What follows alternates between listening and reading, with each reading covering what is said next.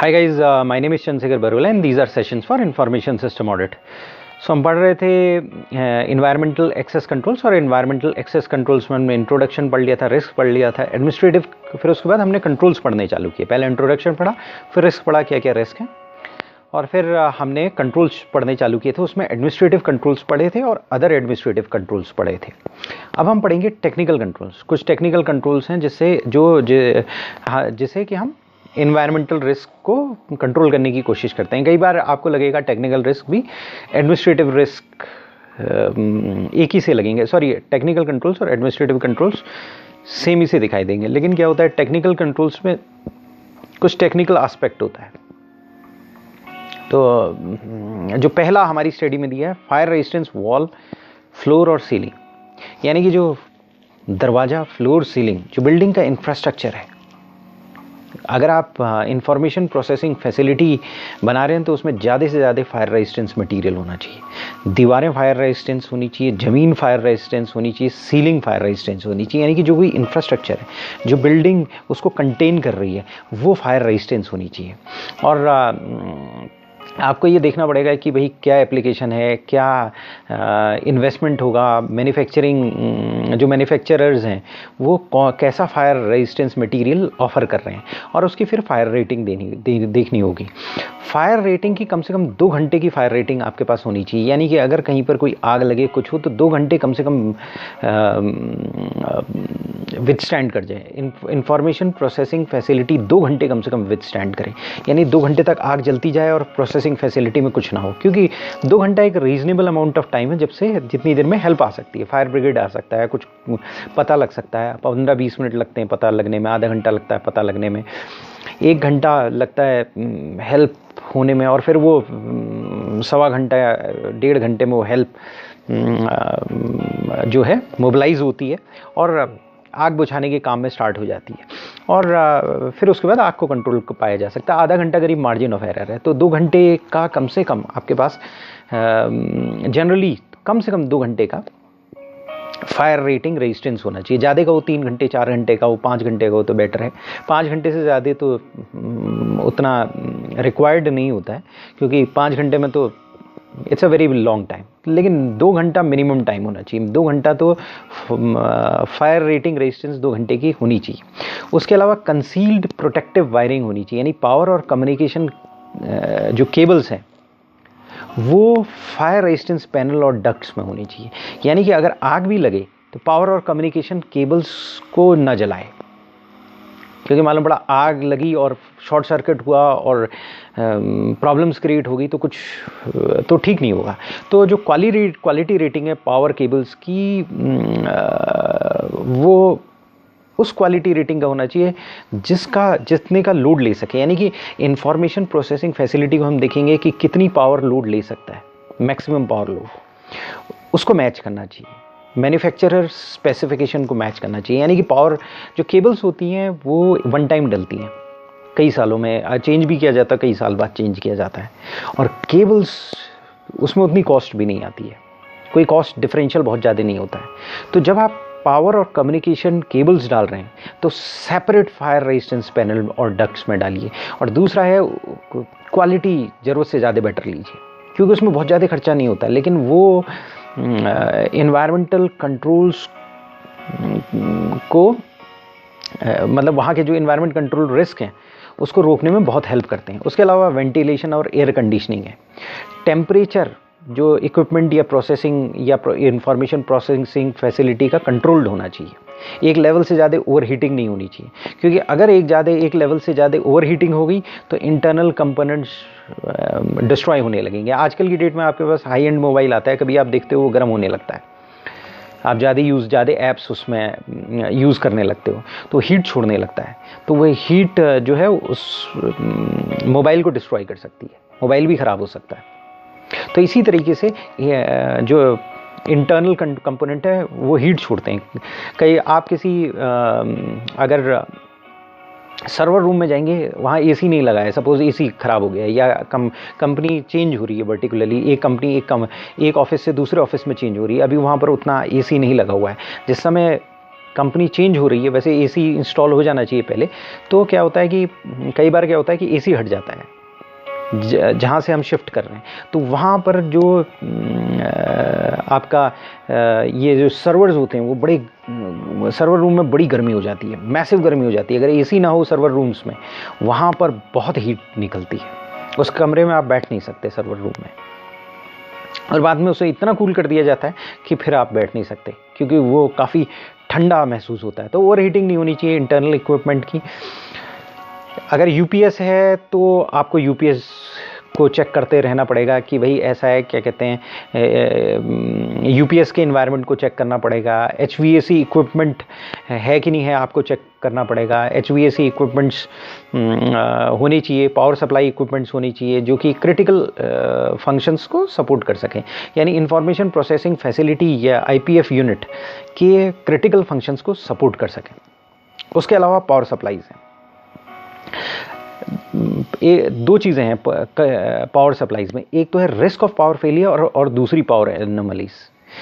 Computing equipment में risk of failure भी नहीं चलेगा और पावर एनोमलीज भी नहीं चलेगी। यानी कि पावर एनोमली का मतलब यानी कि फ्लक्चुएशंस, तो फ्लक्चुएशंस भी नहीं होनी चाहिए और पावर जानी भी नहीं चाहिए, कंटिन्यूस सप्लाई रहनी चाहिए। एक अच्छे इंफॉर्मेशन प्रोसेसिंग फैसिलिटी है तो उसमें continuous supply, uninterrupted supply, reliable supply होनी चाहिए।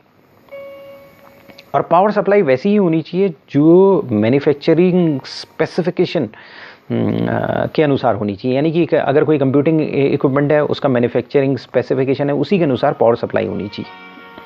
और पावर सप्लाई को प्रॉब्लम दो चीज़ें कर सकती हैं, पहली चीज़ नॉइज़ और दूसरी वोल्टेज फ्लक्चुएशन। एक तो पावर नहीं है, एक फ्लक्चुएशन हो रही है। फ्लक्चुएशन में भी क्या है कि नॉइज़ है कि वोल्टेज फ्लक्चुएशन हो सकती है।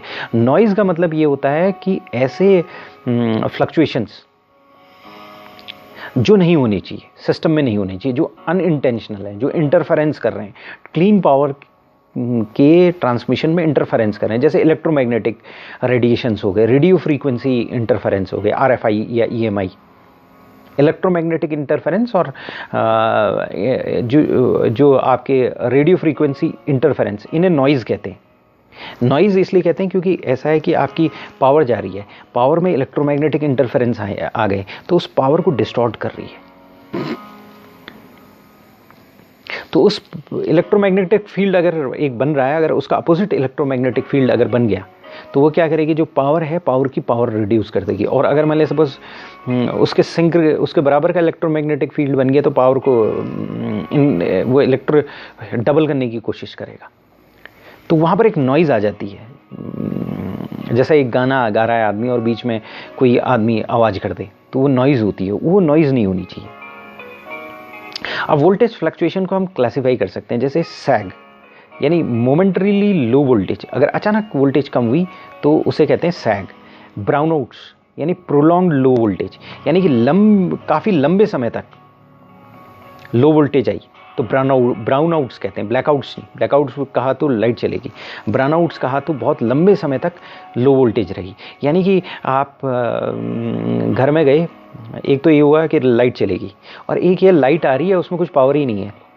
आप अपना माइक्रोवेव ओवन ओपन कर रहे हैं और उसमें कुछ खाना गर्म करने की कोशिश कर रहे हैं। नॉर्मल टाइम में 1-1.5 मिनट में खाना गर्म कर देता है, 5 मिनट हो गए, 10 मिनट हो गए, वो गर्म नहीं कर पा रहा है क्योंकि लो वोल्टेज हो गई है, ब्राउनआउट्स हो गए। टीवी में पहले ये प्रॉब्लम थी, टीवी में वोल्टेज स्टेबलाइजर जरूर लगाया जाता था, इसलिए लगाया जाता था पहले के टीवी में क्योंकि वोल्टेज कम हुई, ज़्यादा हुई, ये नहीं होना है, कम हुई तो उसमें स्टेप अप करने के तरीके थे। तो वोल्टेज फ्लक्चुएशन को सबसे पहले हम सैग कहते हैं। सैग मतलब मोमेंटरीली लो वोल्टेज, यानी कुछ समय के लिए लो वोल्टेज आई फिर ठीक हो गई। ब्राउनआउट्स का मतलब घंटे घंटे लो वोल्टेज है, उसे ब्राउनआउट्स कहते हैं। कई जगह पर, कई गांव अगर आप जाएंगे तो वहाँ पर कंप्लीटली ब्राउनआउट्स होते हैं, यानी कि वोल्टेज इतनी कम होती है कि बस दिख ही रहा है और उसके अलावा कुछ नहीं है। उसके बाद स्पाइक्स हैं। स्पाइक्स मतलब स्पाइक है, अचानक हाई वोल्टेज आई। सर्ज है, सर्ज मतलब प्रोलॉन्ग्ड हाई वोल्टेज हो गई। और ब्लैकआउट्स का मतलब कंप्लीट लॉस ऑफ पावर। तो यानी कि वोल्टेज फ्लक्चुएशन को हम कैसे क्लासिफाई करेंगे, सैग, ब्राउनआउट, स्पाइक, सर्ज और ब्लैकआउट। ब्लैकआउट हो गया तो मतलब ब्लैकआउट हो गया भाई, है ही नहीं। स्पाइक और सर्ज होंगे। स्पाइक मतलब अचानक स्पाइक आई, वोल्टेज सर्ज कर गई, यानी लंबे समय तक सर्ज कर रही है, यानी हाई वोल्टेज लंबे समय तक। स्पाइक स्मॉल पीरियड के लिए, सर्ज हाई लंबे पीरियड के लिए। सैग मोमेंटरीली लो वोल्टेज। ब्राउनआउट्स लंबे समय तक लो वोल्टेज। तो पावर सप्लाई रिलायबल होनी चाहिए, उसमें ब्लैकआउट्स तो होने ही नहीं चाहिए, स्पाइक भी नहीं होनी चाहिए, सर्ज भी नहीं होनी चाहिए, सैग भी नहीं होनी चाहिए, ब्राउनआउट्स भी नहीं होनी चाहिए, यानी कि जितनी वोल्टेज चाहिए उतनी ही होनी चाहिए, ऑप्टिमम होनी चाहिए, ना नेगेटिव कम ना ज़्यादा, ऑप्टिमम मैन्युफैक्चरिंग स्पेसिफिकेशन के अनुसार ऐसी और विदाउट नॉइज, इलेक्ट्रोमैग्नेटिक इंटरफेरेंस नहीं हो, रेडियो इंटरफेरेंस नहीं हो, आरएफआई नहीं हो। तो क्लीन पावर होना बहुत ज़रूरी है। और क्लीन पावर के लिए क्या ज़रूरत है? क्लीन पावर के लिए कुछ इंस्ट्रूमेंट्स आते हैं, जैसे यूपीएस लगा लिया जाए या जनरेटर लगा लिया जाए। यूपीएस में जनरली बैटरी बैकअप होता है, या आप जनरेटर्स लगा दिए हैं, उसमें केरोसिन या पेट्रोल डलता है, जनरली केरोसिन जलता है। तो उससे क्या है कि एक्सटर्नल पावर इक्विपमेंट को सप्लाई हो जाती है। अगर कोई इंटरप्शन आ गया है एक्सटर्नल पावर सप्लाई में, तो कंट्रोल जो है बैटरी के पास आ जाता है। और उसके बाद क्या है कि पावर सही हुई तो बैटरी से कंट्रोल फिर वापस नॉर्मल इलेक्ट्रिसिटी आने लगती है। तो जो यूपीएस होता है, यूपीएस एक अच्छा सॉल्यूशन है। यूपीएस के पास साथ में एक बैटरी बैकअप होता है। बैटरी बैकअप कुछ 15 मिनट 20 मिनट से लेकर कुछ दिन तक का हो सकता है, मालूम पड़ा। अगर मान लिया सपोज़ छोटी कंपनी है, उसमें कुछ कंप्यूटर्स हैं, तो आप कंप्यूटर में काम कर रहे हैं, अचानक आपका डेटा लॉस ना हो, उसके लिए उन्होंने लगा रखे हैं एक यूपीएस लगा रखा है, उसमें बैटरी बैकअप है, और वो ऐसा है कि 15 मिनट तक चलता है। तो लाइट चली जाती है और आप 15 मिनट में अपना काम कंप्लीट करके सेव करके क्लोज कर सकते हो सिस्टम को। और कई बार क्या होता है, नंबर ऑफ डेज, कुछ दिन तक चल सकता है। अगर उसमें क्या होता है कि बैटरी बैकअप आपको ज़्यादा का यूज़ करना पड़ता है। तो यूपीएस ऑनलाइन हो सकते हैं, ऑफलाइन हो सकते हैं। यूपीएस बहुत अच्छा सॉल्यूशन है। लेकिन अगर मान लिया सपोज आपको कंटिन्यूस इलेक्ट्रिसिटी चाहिए, अगर कंटिन्यूस प्रोसेसिंग इक्विपमेंट है, तो यूपीएस उतना काम नहीं करेगा। उसमें फिर क्या होगा, आपको डीजल या केरोसिन जनरेटर चाहिए होगा। और लेकिन क्या होता है कि डीजल और केरोसिन जनरेटर में क्या होता है कि टाइम लगता है कुछ स्विच ऑन होने के लिए। तो उसमें क्या होता है, और पावर को क्लीन अप करने के लिए, यानी कि वो कुछ समय लेता है, मतलब जलेगा, स्टार्ट होगा, उसका इंजन स्टार्ट होगा, फिर इलेक्ट्रिसिटी जनरेट करने लगेगा। तो उस पीरियड में वो क्लीन पावर नहीं देगा। तो उस समय बैटरी चले, यूपीएस चले, और उसके बाद फिर डीजल में आ जाए। तो ये टोटल ऑटोमेटेड सिस्टम्स हो गए हैं आजकल क्या है कि ऑटोमेटिकली अगर आप चाहोगे यूपीएस चालू हो जाएगा, इलेक्ट्रिसिटी अगर गई, और काफ़ी कुछ समय बाद केरोसिन या जनरेटर चालू हो सकता है, मतलब अगर लंबे समय तक इलेक्ट्रिसिटी चलेगी है। तो ये एक सप्लाई, एक ही मेथोडोलॉजी है क्लीन पावर देने का, विदाउट ऐसी पावर जिसमें वोल्टेज फ्लक्चुएशंस नहीं है, ऐसी पावर देने का एक बहुत अच्छा सॉल्यूशन है। इसके अलावा इलेक्ट्रिक सर्ज प्रोटेक्टर और लाइन कंडीशनर्स होते हैं। ऐसा होता है पावर आ रही है, मालूम पड़ा आपकी एक्सटर्नल सोर्स से, जैसे ग्रिड से आ रही है, जनरेटर से आ रही है, तो उसमें बहुत सारी क्वालिटी प्रॉब्लम्स होती हैं, जैसे स्पाइक, सर्ज, सैग, ब्राउनआउट्स, नॉइज़, जो अभी हमने पढ़ा। तो उसमें क्या होता है, सर्ज प्रोटेक्टर्स होते हैं, स्पाइक बस्टर्स होते हैं, लाइन कंडीशनर्स होते हैं। सर्ज प्रोटेक्टर्स सर्ज को जो अचानक जो इलेक्ट्रिसिटी हाई वोल्टेज होगी उसको रोक करेगी। स्पाइक बस्टर्स होते हैं, स्पाइक को कंट्रोल कर देता है। लाइन कंडीशनर्स होते हैं जो कि इनकमिंग पावर को क्लीन करते हैं और उसकी क्वालिटी प्रॉब्लम्स को ख़त्म करते हैं, मतलब क्लीन डिलीवरी देते हैं, और ऐसी डिलीवरी देते हैं जो इक्विपमेंट के लिए सही हो। इसके अलावा हमारी स्टडी कहती है कि power leads from to substation. ये पर्टिकुलरली तब होता है अगर मान लिया सपोज जैसे न्यूक्लियर पावर प्लांट में सबसे ज़्यादा होता है, वहाँ पर पावर हर समय होनी चाहिए। अगर पावर नहीं हुई तो प्रॉब्लम क्रिएट हो जाएगी। Nuclear power plant power generate करता है, लेकिन अगर वो पावर अगर किसी तरीके से वो वहाँ पर पावर में प्रॉब्लम आ गई तो भारी कनेक्शंस होते हैं, आपके साथ में यूपीएस होते हैं, साथ में जेनसेट्स होते हैं, बड़े बड़े बिग ह्यूज जेनसेट्स होते हैं जो ऑटोमेटिकली इलेक्ट्रिसिटी प्रोवाइड करने लगते हैं। तो क्या अगर मान लिया suppose high continuous processing facility है, और मान लिया सपोज बहुत सारे कुछ जैसे बैंक्स हैं, बैंक्स का डेटाबेस है जहाँ पर रखा हुआ है, वहाँ पर कंटिन्यूस पावर चलनी चाहिए। जैसे रिफाइनरीज हैं, न्यूक्लियर रिएक्टर्स हैं, हॉस्पिटल्स हैं, वहाँ पर हाई कंजम्पशन होता है, कंटिन्यूस प्रोसेसिंग होनी चाहिए, वहाँ पर 1 मिनट भी फेलियर नहीं होनी चाहिए पावर का। तो वहाँ पर कई लाइन्स यूज़ की जा सकती हैं। कई कई लाइंस, मतलब 2 लाइन आ रही हैं इलेक्ट्रिसिटी की, 2 अलग अलग लाइन आ रही हैं, 2 अलग अलग स्टेशन से आ रही हैं, 2 अलग अलग जगह से लाइंस आ रही हैं। तो वो ये एसर्टेन करती हैं कि सिस्टम चलते रहें। क्योंकि कई बार क्या होता है कि लाइंस में भी कई इन्वायरमेंटल और फिजिकल थ्रेट्स हो सकते हैं, जैसे फ्लड आ गया, फायर आ गई, लाइटनिंग आ गई, किसी ने खोद दिया गलती से और वहाँ पर लाइन टूट गई। तो ऐसे एक्सपोजर से बचने के लिए रिडंडेंट पावर लाइंस बहुत इंपॉर्टेंट है। रिडंडेंट मतलब एक्स्ट्रा पावर लाइंस बहुत इंपॉर्टेंट है। डिफरेंट ग्रिड सप्लाई होनी चाहिए, क्योंकि एक ही ग्रिड है, ग्रिड बैठ गया तो पावर खत्म हो गई। और इमीडिएट स्विचिंग ऑफ होनी चाहिए, मतलब स्टैंड बाई लाइन में अगर एक लाइन से पावर खत्म हुई तो अनइंटरप्टेड पावर लाने के लिए इमीडिएट स्विचिंग होनी चाहिए दूसरे लाइन से। तो ये सारी चीज़ें रिलायबल पावर की हेल्प के लिए हेल्पफुल होती है। रिलायबल पावर बहुत इंपॉर्टेंट होती है। रिलायबल पावर इसलिए इंपॉर्टेंट होती है क्योंकि रिलायबल पावर पावर जो है बहुत इंपॉर्टेंट है। और आजकल ऐसे ऐसे इंस्ट्रूमेंट्स हैं कि उनमें रिलायबल पावर होनी बहुत ज़रूरी है। ऐसे ऐसे ऑर्गेनाइजेशन है, जैसे न्यूक्लियर पावर है, रिफाइनरीज हैं, हॉस्पिटल्स हैं, वहाँ पर कंटिन्यूस पावर होनी चाहिए। वहाँ के जो इक्विपमेंट होते हैं हाईली सेंसिटिव होते हैं, रिलायबल पावर होनी चाहिए। कभी वोल्टेज डाउन, कभी वोल्टेज हाई, ये सब चीज़ नहीं चलेगा वहाँ पर। इलेक्ट्रोमैग्नेटिक रेडिएशंस वगैरह भी नहीं चलेंगे। प्रिसाइज पावर चाहिए होती है कई इंस्ट्रूमेंट को। जो इंस्ट्रूमेंट जितने ज़्यादा सेंसिटिव होते चले जाते हैं, वो उतनी पावर को उनको उतनी क्लीन पावर चाहिए होती है। इसके बाद हमारी स्टडी स्मोक डिटेक्टर और फायर डिटेक्शन के डिटेक्टर्स के बारे में कहती है। स्मोक डिटेक्टर्स और फायर डिटेक्टर्स होनी चाहिए और इनके साथ जो है अलार्म्स लगे होने चाहिए, ऑडिबल अलार्म्स लगे होने चाहिए। और साथ ही साथ इनका कनेक्शन फायर सप्रेशन सिस्टम से होना चाहिए कि अगर मान लीजिए सपोज स्मोक या फायर एक लेवल से ज़्यादा बढ़ गई तो फायर सप्रेशन सिस्टम होनी चाहिए। ये डिटेक्टर्स जनरली कहाँ लगाए जाते हैं? ये फॉल सीलिंग में लगाए जाते हैं, और भी जगह लगाए जा सकते हैं, वेंटिलेशन केबल डक्ट्स वगैरह में भी लगाए जा सकते हैं, लेकिन जनरली क्या है, फॉल सीलिंग या सीलिंग के पर लगाए जाते हैं। तो क्रिटिकल फैसिलिटी है, ऐसे डिवाइसेस को आपको मॉनिटरिंग स्टेशन के साथ लिंक करना पड़ेगा। स्मोक डिटेक्टर अगर आप लगा रहे हो तो वो फायर सप्रेशन सिस्टम को रिप्लेस नहीं करेगा। फायर सप्रेशन सिस्टम भी लगाना पड़ेगा, क्योंकि स्मोक डिटेक्टर का काम डिटेक्ट करना है, फायर डिटेक्टर का काम डिटेक्ट करना है। केवल डिटेक्ट करके आपको बताना है। स्मोक डिटेक्टर डिटेक्ट करके आपको बता देगा, फायर डिटेक्टर डिटेक्ट करके बता देगा, बाकी फिर आपको पता चल जाएगा, वो अलार्म रेज कर देगा कि भाई कुछ गड़बड़ हो रहा है। बाकी फिर आगे का काम फायर सप्रेशन सिस्टम को करना पड़ेगा या किस दूसरी चीज़ों को टेक ऑफ करना पड़ेगा। इसके अलावा हमारी स्टडी कहती है ऑटोमेटिक फायर अलार्म्स तो होनी चाहिए, जो जिस समय आप स्मोक डिटेक्टर के साथ लगे हुए या फायर डिटेक्टर के साथ लगे हुए manually activated fire alarm switch भी होने चाहिए, और ये जगह जगह पर होनी चाहिए ऑर्गेनाइजेशन के, प्रोमिनेंटली विजिबल होनी चाहिए, इजीली एक्सेसिबल होनी चाहिए, क्योंकि कहीं पर भी फायर हुई तो आप मैनुअली अलार्म स्विच ऑन कर दो, ये बहुत इंपॉर्टेंट है। लेकिन मिसयूज़ नहीं होना चाहिए। मैनुअल ऑपरेशन हो स्विच का, लीवर का, ये डिवाइसेस एक्टिवेट हो जाएं सही टाइम पर। मतलब कोई मैनुअली इसको अगर मान लिया आग लगे तो कोई आदमी जाए और उसे मैनुअली स्विच करे तो ऑडिबल अलार्म्स इससे स्टार्ट हो जानी चाहिए। ऐसे अलार्म जो काफ़ी दूर तक सुनाई दे।